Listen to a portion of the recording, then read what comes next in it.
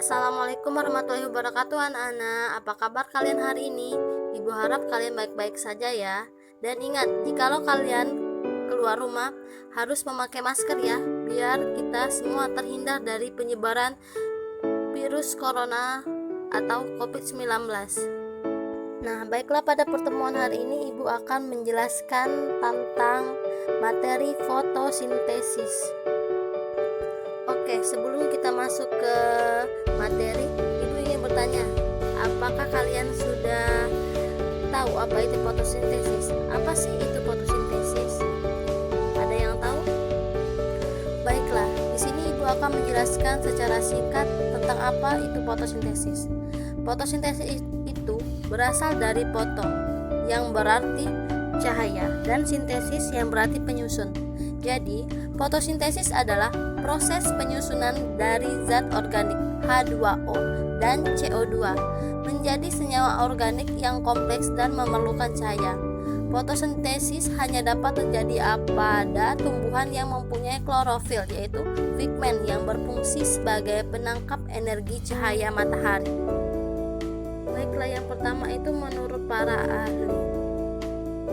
Menurut Stone pada tahun 2004, tentang reaksi fotosintesis dapat diartikan bahwa 6 molekul karbon dengan bantuan energi cahaya matahari. Untuk apa? Untuk diubah menjadi 1 molekul glukosa dan 6 molekul oksigen.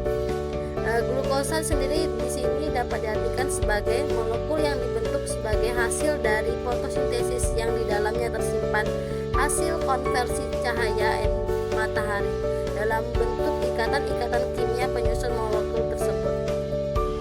Pada proses fotosintesis ini memiliki dua macam reaksi. Apa saja Bu reaksinya? Yang pertama itu adalah reaksi terang, yang kedua adalah reaksi gelap. Baiklah, Ibu akan menjelaskan terlebih dahulu tentang reaksi terang. Reaksi terang merupakan fotosintesis yang terjadi pada membran tilakoid kloroplas.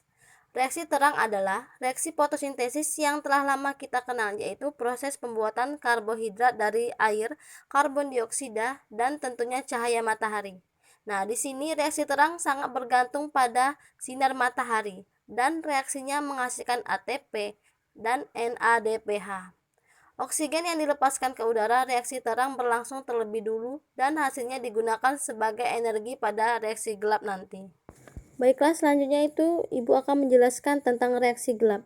Reaksi gelap adalah reaksi fotosintesis yang terjadi pada stroma kloroplas. Reaksi gelap ini seperti namanya, yaitu tidak perlu membutuhkan cahaya dalam prosesnya. Dan tentunya tidak menggunakan pigmen klorofil juga, anak-anak. Nah, karena klorofil merupakan pigmen yang menangkap cahaya. Reaksi gelap ini menggunakan ATP dan NADH. Hasil reaksi terang merupakan sumber energi untuk reaksi gelap tersebut.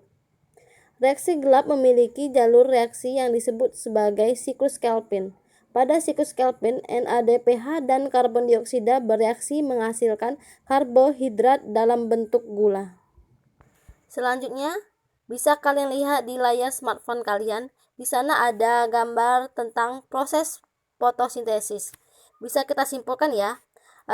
Tentang fotosintesis itu, yang pertama ada 6 CO2 atau karbon dioksida plus 6 H2O air dan cahaya matahari, di bawahnya ada klorofil, menjadi C6H12O6 atau yang disebut juga dengan glukosa plus 6O2.